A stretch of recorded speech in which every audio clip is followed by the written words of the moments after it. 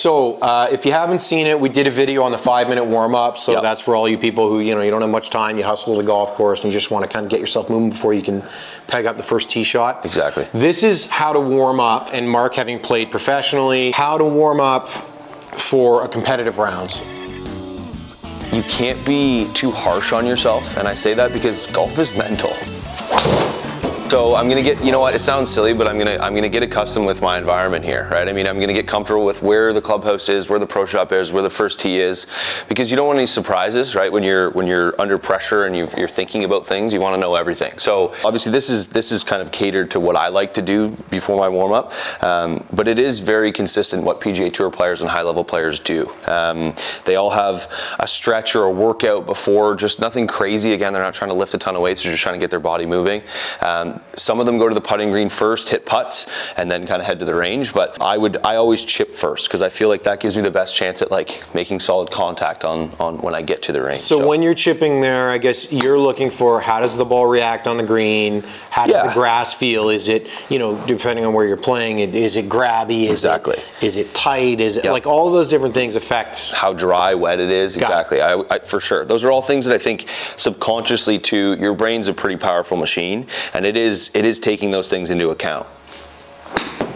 And I think like one of those things where I'm not really worried about, I'm paying attention to how far these are going, but I'm not really worried about all those positions and things. I'm just trying to feel what that felt like to me, whether it felt like a 50-yarder and then that's what it carried. Just hit a few more here like that. Now hit that a little further. So what I do is I go up the ladder, I call it. So basically I would hit one, let's say you've hit a few at the range, 20, 30, 40, 50, 60 yards sort of thing. And then I generally don't hit this thing full. For right now, I don't need to. I'll show you guys what I do later on. So something to keep in mind, if you're going to a golf course that has a great big chipping area, short game area, awesome. If not, you can still do this exercise on the practice tee, like right on the range. You can hit one 15 yards and then 20 yards. And then 25 yards. So you can do it anywhere. It's just some places you're fortunate enough to have a big practice range to see the ball react. Exactly. And where I grew up, I didn't. So I used to hit it to the end of the range, right, would be the gauge. Is like try and hit that ball at the end of the range. Try and land it on that. Try and hit one a little bit lower towards that target. Try and hit one a little bit higher. Just see where you're at that day.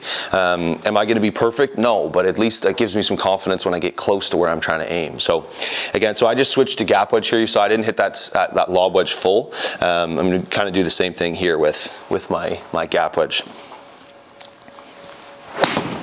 Ooh, chunked that one.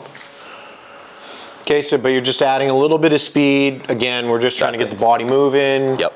Find where your hands are, where the club face is, all of those things. Exactly. Get an idea. And I think it's important to I think one thing that we'll talk about in this series too is about like distances and how far your golf clubs go. I know how far my golf clubs go. TrackMan is a huge help to that. So I know what I should hit them. Doesn't mean every day I'm going to hit them that distance, but it is something in my mind that I'm shooting for. So when I'm playing a tournament round and I hit shots on the range and I'm hoping that at least it's close to what I'm used to. I can do the math now with, it's a range ball, it's going to do X, but I think for a lot of people, they can't do that. So just get your feels and just try and get it around that distance. So one of the things, some of you guys at home might be going, okay, yeah, but Mark doesn't really miss it that much. True.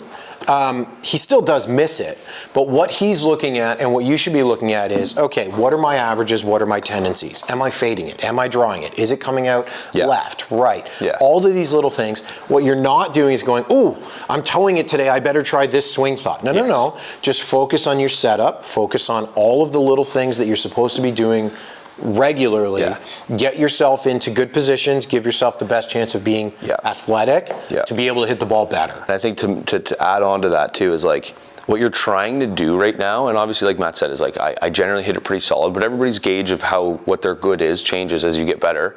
But you can't be too harsh on yourself, and I say that because golf is mental, right? I mean, get confident. Get confident, right? I mean, hit the shots that you know how you can hit. When you're practicing, that's the opposite of what you're supposed to do. But when you're warming up, give yourself some confidence, right? I mean, if you stand up on the first tee after cold topping 10 golf balls with a drive, whatever you're trying to hit, you're not going to feel great. But if you can basically avoid that kind of like mental anguish by hitting some bad golf shots on the range, you're going to have a different mindset when you get on that first tee, right? And for me, that's why I hit shots that I know I can hit, right? I mean, I'm not trying to hit a big high cut around a tree. And like Matt said too, I'm hitting a wedge, so I'm not overly worried about what it's curving right now. I know generally I'm going to be able to manipulate that.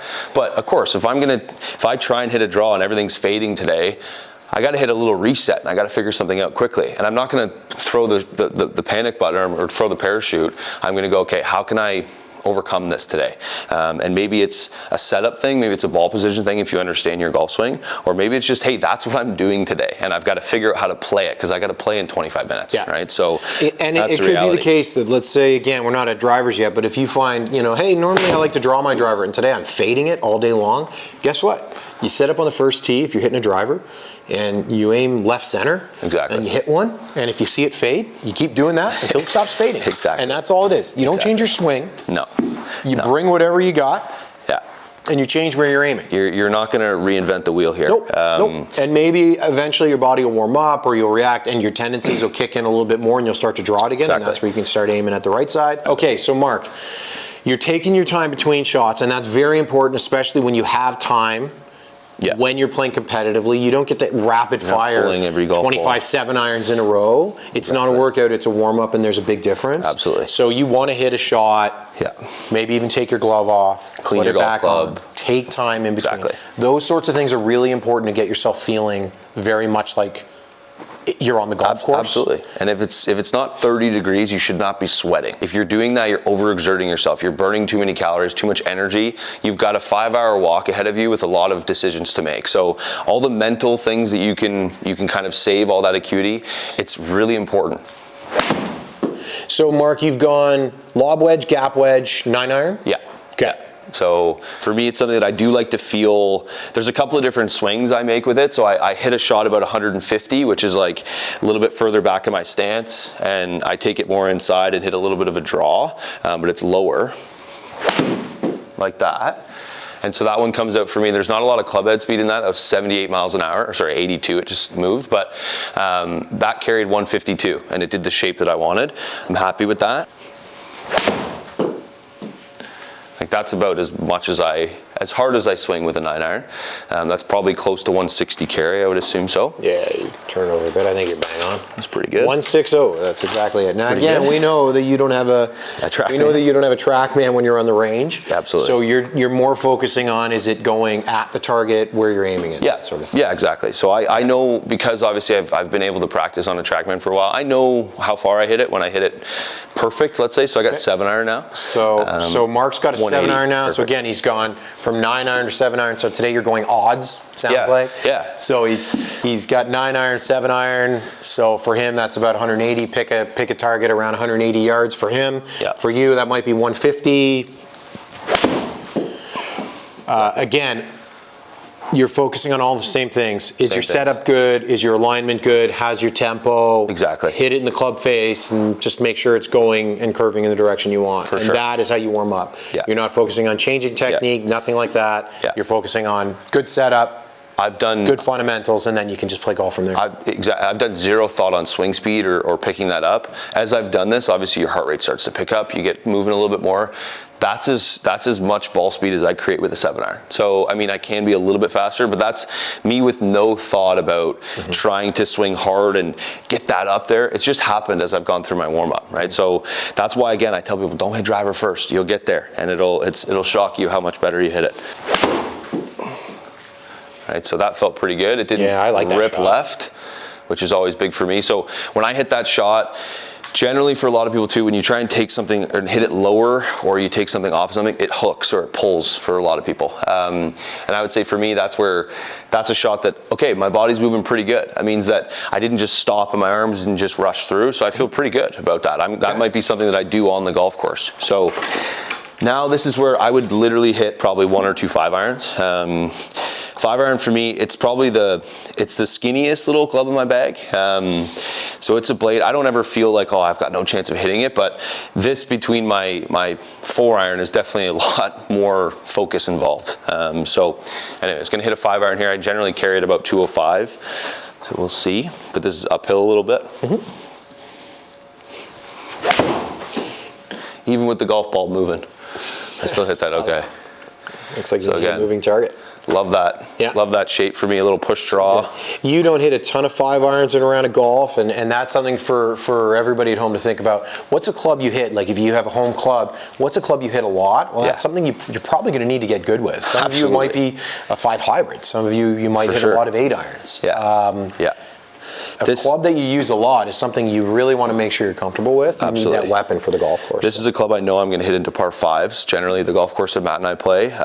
This is something that I'm going to have to hit into a couple of par 5s. So that's where I'm not going to lose a ton of shots with this thing unless I hit it terribly, but it's where I could gain a couple, right? I could hit a par 5 and 2 from 205, 210, and then I've got a chance to make an eagle and maybe an easy birdie. So it's a club that I definitely feel I like having the confidence in, but it's not something I'm going to hit 10 times around.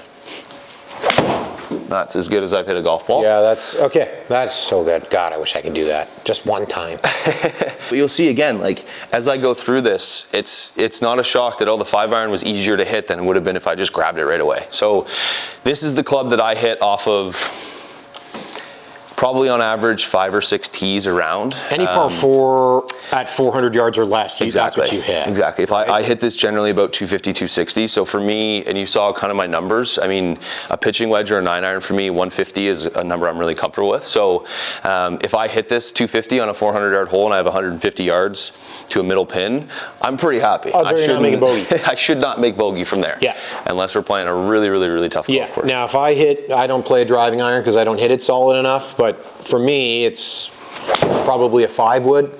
Again, if you can get yourself, try and find that 150-yard number, 130-yard number, whatever that number is for you.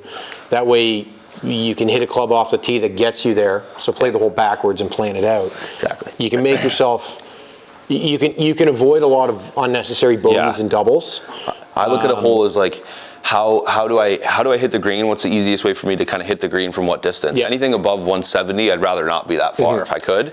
But anything from 150 in. Where's the ball going? Where's it curving? Exactly. Play to your tendencies. We've all got to do that when you're warming up. That way you can do it when you play. So, and I would say, like, for me, that warm-up session that I had, I'm pretty comfortable with. I mean, like, I hit 1 4-iron under the toe. Everything else felt pretty good and turned the way I wanted to. So by the time I get to driver now, my confidence level's up. I feel good, right? I mean, if this goes bad, I'm going to go, that's a fluke, right? I've hit 20 shots, and all of them have been... You've taken your time, so this would normally stretch out the amount of balls you've hit. Exactly. 20 minutes or so. Yeah, and good point, because on this note too is like, I'm going to hit a couple of drivers, and then depending on how much time left, I'd hit wedges again, because now I'm recalibrated, I've swung, my heart rate's jumped up. There's going to be a difference in what my feels are like, and I know that from playing lots of tournament golf. I know that from using TrackMan and Combine, if anybody's ever done that. You know that after you hit driver, you go back to try and hit a 60-yarder, you hit it 75. Then you go, wow, okay. So again, all right, same so we're thing getting to here. the longest club in the bag here. You rip a couple dingers. We all wish we could do that. Yeah, just turned over a little bit. I'll take that. I think if you could be fast today, your body's moving. Yeah, it does. I feel better today for sure. You look better. And that's again something for you guys to note too. Is like, okay, I feel pretty good today. That had 0 spin on it, but that was great ball speed for me. I hit that really, really solid. So again, I'm happy with that. On the range before my round, I'd say, hey, I hit that pretty good. I feel all right. Okay. That's pretty good too. So some people may hit 10 drivers. You're not one to hit a lot of drivers. I just try and hit it solid. Hit a couple? Yeah, like there's nothing that I'm trying to do. I'm not worried about, obviously if it goes directionally well, great, but I'm just worried about how I'm moving and kind of how I'm swinging. If I hit 3 or 4 what feel like big draws and they're fades, it's going to concern me a little bit, but I'm not going to think about it too much. Yeah, if you're not shocked with what you see and you're hitting in the club face, you're like, good. You know what you've come to the golf. Exactly.